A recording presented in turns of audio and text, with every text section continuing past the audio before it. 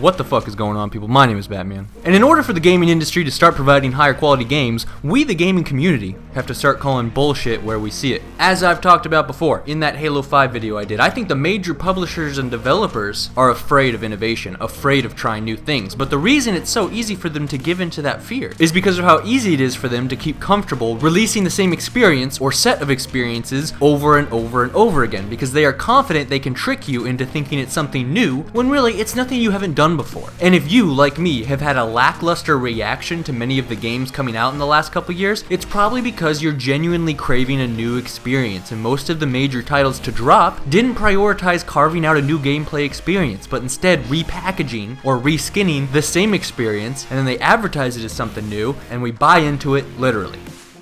And if we as a community want to push for higher quality games, and more importantly, genuinely new games, we need to get better at recognizing and rejecting the same experiences hidden in fancy marketing, a new title and different graphics.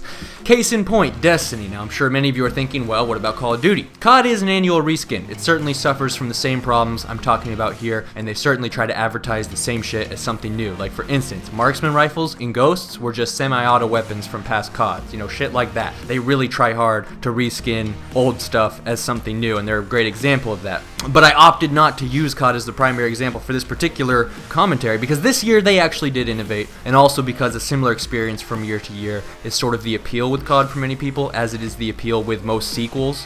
When people buy COD, they are interested in experiencing more of what they experienced with the last COD. That's kind of the point to buying a sequel at all. But that being said, COD's gradual decline is certainly a symptom of its failure to innovate. But the thing about Destiny is that before the game released, and even well after its release, it advertised itself as a new kind of experience, the shared world shooter, a semi-open world cooperative FPS campaign with competitive multiplayer to boot, designed with full immersion in mind. Bungie literally said that Destiny will revolutionize FPS games, and I was really excited for the game, for the same reason that I think a lot of people were really excited for it, is that it was claiming to be something new. That was one of the biggest selling points that they kept reiterating and emphasizing before release, that this was something that had not been done before. And I think everyone was, and unfortunately still is, craving a new experience, because it's been a while since a game crafted a genuinely new gameplay experience that you hadn't had in one form or another in a past video game. But at the end of the day, Destiny really did not provide any genuinely new gameplay experiences. It was a lot of smoke and mirrors. There was a lot of stuff that made you think at first that it was a new experience, and in fact that stuff may have indeed at one point been a part of a bigger and new experience that was seemingly cut out. But at the end of the day, and I know I've made some of these points before in past videos, but for the sake of the argument, bear with me, at the end of the day, you're selecting the campaign missions from the main menu just like you were in 2005. The campaign missions themselves and the strikes are made up entirely of point A to point B, with fighting in between and a boss fight at the end. That's just how it was in 1999. The open worlds are underwhelming at best. They are about as big as a typical Halo campaign level, except without any clear objective and essentially zero interaction with the world or other players in it that are supposed to quote-unquote bring it to life. But really, the other players might as well not be there. They don't affect anything unless they are killing the bad guys you want to kill. The patrol missions are laughable, and now that you can get upgrade materials with Crucible and Vanguard marks, the open worlds are pointless to the point of absurdity. And even before that, they were never able to really accomplish anything Borderlands open world didn't accomplish in 2009. The loading screen's biggest difference from loading screens in 2005 is that it doesn't have the word loading or some sort of symbol filling up or spinning. The tower acting as the main menu is a somewhat more immersive experience, but at its core, as far as the actual gameplay experience itself is concerned, its only tangible effect is that instead of scrolling through a menu, you have to take the time to walk from each vendor to each vendor, and oftentimes back to the same vendor after getting something from a different vendor. It just means a lot more walking around. It sacrifices efficiency for the sake of immersion. Destiny's big revolutionary game-changing mechanic is that the main menu takes a lot more time to navigate these days. The multiplayer is still 6v6 with basically the same game modes we've seen in every game since 2009, bunch of TDM variants, with the Brute Chopper from Halo 3 and the Revenant from Halo Reach copy and pasted into a couple maps. The exception is the raid, obviously, which was fun and unique and interesting. If more of the game's PvE had been designed the way the raid was designed, this game would have been epic. It would have been like an open world puzzle solving platform jumping under pressure FPS fucking thing, which would have been neat. But as it is, you only have the raids. I haven't played the second one. I'm assuming it's got some equally as cool mechanics, but you have to go through so much bullshit to qualify for that 30 minutes of a fresh experience that it's almost not worth it. And of course, many players still have very limited access to it. I mean, they can only play it occasionally or not at all because of the lack of matchmaking. And on top of that, without any coherent story, there is zero context for the raid itself. I mean, I still have no idea what I was doing in the Vault of Glass or why. And in fact, the only feature of Destiny that you don't see in many other games is the awkward and butchered story. Perhaps you could argue that it's a super next-gen feature where the player gets to make up his own story to explain each mission in his head. Illuminati confirmed. Excluding the raid, there isn't actually a new experience or set of experiences. There isn't anything to do that you haven't already done in one form or another in plenty of other games since 2005. But Destiny and plenty of other games, I mean, this isn't restricted to Destiny, but I feel that Destiny is the prime example right now, but this is something that's widespread across many games. They are very good at repackaging the experience and making it seem different. But we have to get better at asking ourselves, what is the new fun thing I got to do in this game that I haven't done before in another game? In Destiny, I struggle to point to something which accomplishes that, again, excluding the raid, but even then it's pretty similar to a typical Borderlands 2 raid. And outside of that, you know, you can fight constantly respawning enemies in the open world, you have a basic progression system with perks, you have boss fights, you got 6v6 domination and TDM, you got some customizable gear. It's all pretty standard stuff. And oftentimes it feels like nobody realizes how generic and uninspired the entire experience really is. But they did an expert job of making everybody think that it was something more than it actually was. And of course, they had a helping hand from every goddamn gaming news outlet who kept saying this game was going to change the world. 1010 jerking off to it before it released, that is. And it hasn't always been this way. If you look back at some of the major innovations in the past 10 years, like regenerative health, kill streaks, customizable classes, destructible environments. These things that were huge, major game changers, not only for the first games they were implemented in, whether it was COD 4 or Bad Company, but for the entire industry as more and more games adopted them. And that's just a few huge things in the last 10 years, you know? Now, since 2009, since the last of those major innovations I was just talking about, since MW2 really perfected the customizable class and kill streak system, and since Bad Company 2 really perfected the sandbox destructible environment, the only real innovation we've seen in gaming since then is the slow rise of enhanced mobility, starting with Halo Reach with jetpacks in 2010. Titanfall did it best, I think. I'll always give mad props to Titanfall for wall running. That was genuinely new. I had a lot of fun with that. And I hadn't experienced that before in any game preceding that. And I have praise for the exosuits in Advanced Warfare as well. Mobility is cool. I'm glad games are slowly implementing it to change things up a bit. But now it seems like that's the only new thing that games are going to be comfortable trying for a while. Case in point, Halo 5. Halo 5 put in ADS and the thruster pack, right? That was its major innovation. That's going to be the major innovation of next year's batch of FPS games. Next year's biggest FPS games probably being Black Ops 3, Star Wars Battlefront, and Halo 5. We don't even know if Black Ops 3 and Battlefront will have enhanced mobility. And those games being the predominantly played games of the cycle, that cycle will persist for the first 9 months of 2016 till the next batch around Christmas time at the end of 2016. With that in mind, right now, the biggest difference, perhaps the only difference, between what we were doing in video games in 2009 and what we'll be doing in video games in 2016 is enhanced mobility. That's it. Some double jumping and jetpacks. You look at MW2 in 2009, in Advanced Warfare in 2015, the only difference is the exosuit. You look at Halo 3 and Halo 5. What's the biggest difference? The thruster pack. And obviously ADS and sprint, but that's just a blatant copy and paste of other shooters, so it doesn't count as a significant innovation. Alright, the thruster pack. That's the big difference between Halo 3 and Halo 5. Bungie's most meaningful innovation over their previous title, again excluding the addition of the tried and true mechanisms that are ADS and sprint, is probably the enhanced mobility, whether it's glide or blink. I guess supers could kind of count as an innovation, but even then I kind of feel like supers are just a sequel to the special powers you could have in Reach and in Halo 3. Like if you combine Armor Lock from Reach and the Bubble Shield from Halo 3, you get the Guardian's Bubble Shield in Destiny, you know what I'm saying? And unfortunately, at the same time, both Destiny and Halo 5 abandoned a lot of what I think made the original formula they are based on so entertaining, like grav jumps and teleporters and all manner of mechanisms that made really cool puzzle, platformer, multiplayer maps that you played under the duress of combat. You know, that's kind of what I like, the theme of, you know, playing this puzzle platformer game while you're trying to, fend off enemies. That's what I like about the raid. That's what I loved about Halo 3 multiplayer maps. That's been taken out since then in multiplayer, and it hasn't been widely adopted in PvE, even though it could be, and it'd be really fucking cool. So it took about 7 years for the FPS genre to adopt a genuinely new mechanic, a genuinely new way to change the typical gameplay experience regarding first-person shooters in one form or another, and implement it into their respective titles.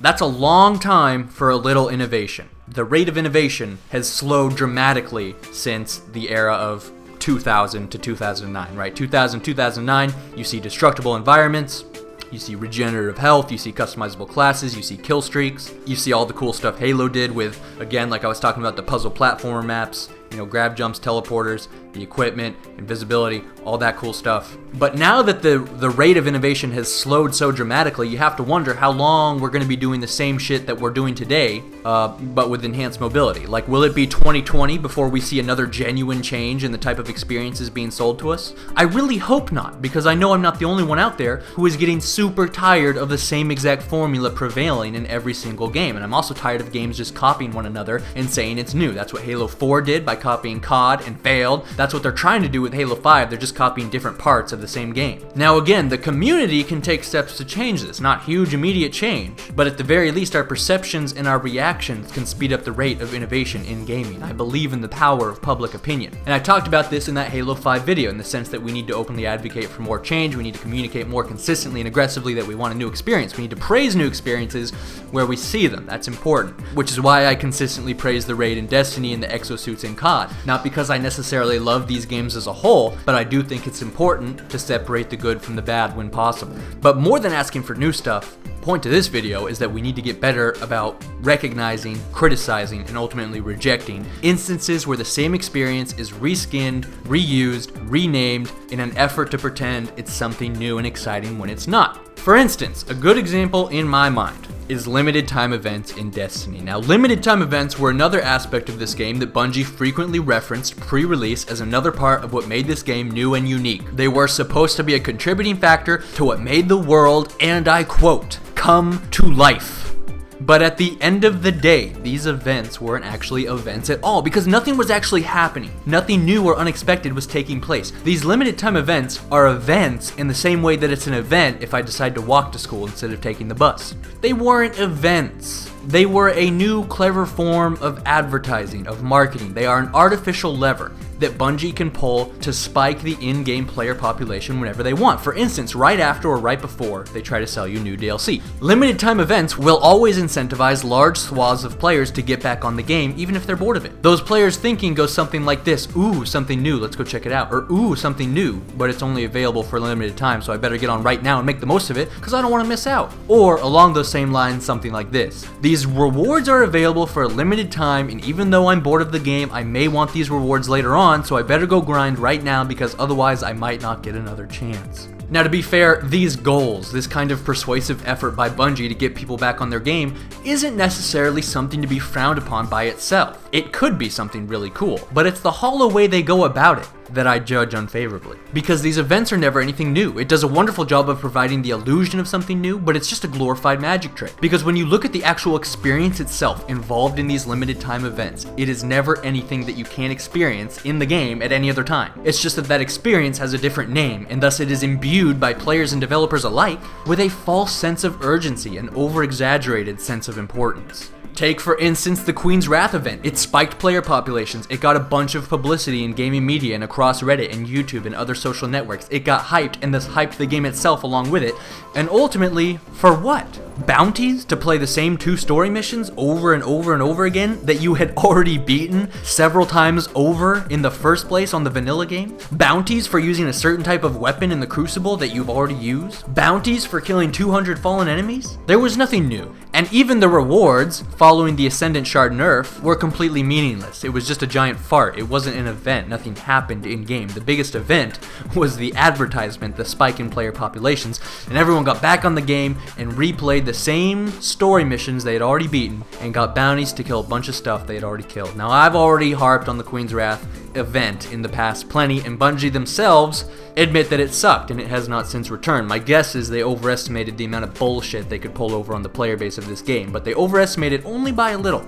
The entire game is recycling the same experience a few dozen times, and most people run the hamster wheel perfectly content. The Queen's Wrath was one rare instance where the hamsters too easily recognized the pointlessness of all their work. And of course, we have the Iron Banner. Now, originally, the Iron Banner was criticized for its artificiality because the majority of the player base immediately recognized that the damage tables were not being affected by a player's gear, that the Iron Banner was literally the exact same thing as traditional Crucible. Now, we know, and I've already discussed at length in a previous video, why that first Iron Banner had to be so fake, because it was still early on enough in the game to where the majority of the player base had not progressed far enough in the game to have a fully upgraded, maxed out gear, while the minority of the players like me who cracked the fuck out on it and had reached the point where they basically couldn't get any stronger without beating the raid on hard, and keeping in mind that in this case the minority could still number the millions, and thus had that original Iron Banner operated as advertised, with the damage tables decided entirely by the player's gear, then a minority of players would have consistently stuffed in the fucking shit of a majority of players, and having a majority get whooped on by a minority is bad for sales because you want the majority to be happy in the game, because the majority obviously provides a majority of the game's sales, and thus they nerfed the Iron Banner originally, and it was widely panned and criticized by everyone for the pathetic, regurgitated, underwhelming disappointment that it was. And thus, the following Iron Banners have technically operated as advertised, with player gear playing the biggest role in deciding damage tables, but the only reason I think Bungie felt comfortable allowing them to work as originally advertised now is that these following Iron Banners took place after the game had been out long enough for a majority of players to have high-level gear.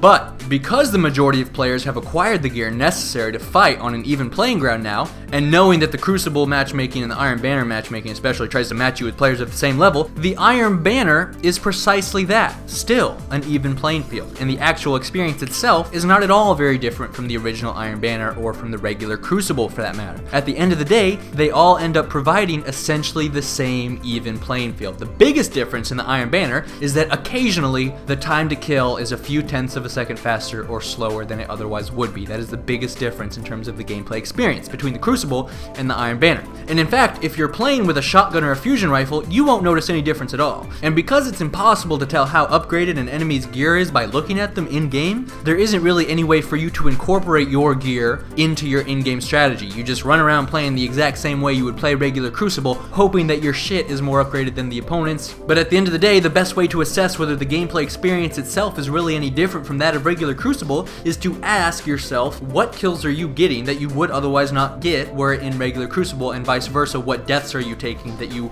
think you would not otherwise take? Because even if someone has slightly higher upgraded equipment than you do, if you get the first shot off, their upgraded equipment is not usually going to change the outcome of the fight. That is, a person's gear is not typically going to play a larger role in determining the outcome of a fight than who got the shot off first and with what kind of weapon, because the time to kill still remains about the same as in regular Crucible. And because of that, there isn't enough time in the time to kill for the quality of your gear to impact that time to kill, to make a significant difference. And to me, that just defeats the entire purpose of the event, because suddenly it's not an event. It's just a very slight adjustment to the damage tables in traditional Crucible that you may or may not notice at all. And if the experience is perceived to be different at all in any way, I suspect that most of the time it's based more off of placebo than actual tangible differences. That is, I think it's all in your fucking head.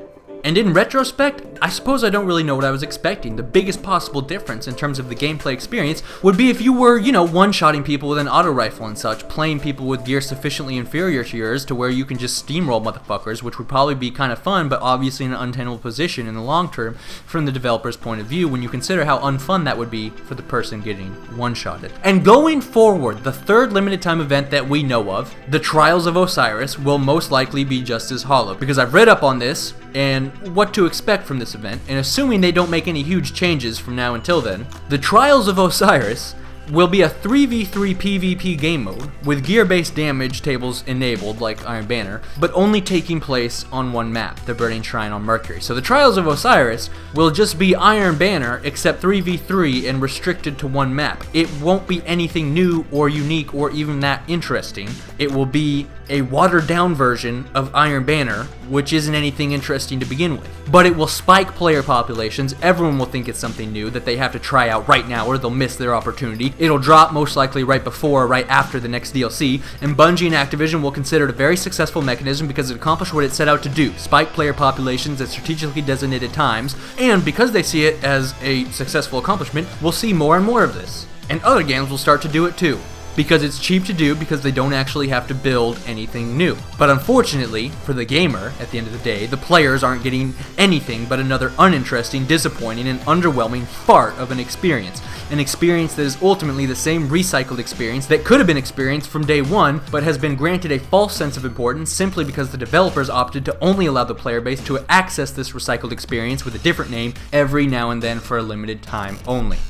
And that's why it's important that we continue to be critical of Destiny, because it is the experience that must be judged, not the rewards, not the hype, the experience. Words are wind, talk with your pads. Now, if Bungie wanted to make the Iron Banner or the Trials of Osiris interesting, unique, exciting, they would dramatically increase the time to kill in these events. Perhaps even triple the time to kill. This would mean that in every gunfight, there would be enough time for people's gear to actually make a difference, impact the fight. If you have an auto rifle that has 3 more damage upgrades than your opponent's, and your opponent gets the first shot, there will be enough time for your weapon to catch up. Then people's gear would actually matter, and every fight would be an epic fucking brawl. And when the time to kill is that high, with the gear playing such a bigger role in the gameplay than it is now, that would be a genuinely new and different experience when compared to traditional Crucible. And I advocate strongly for such a change and reject the current limited time event system in general, and I hope other games don't adopt it.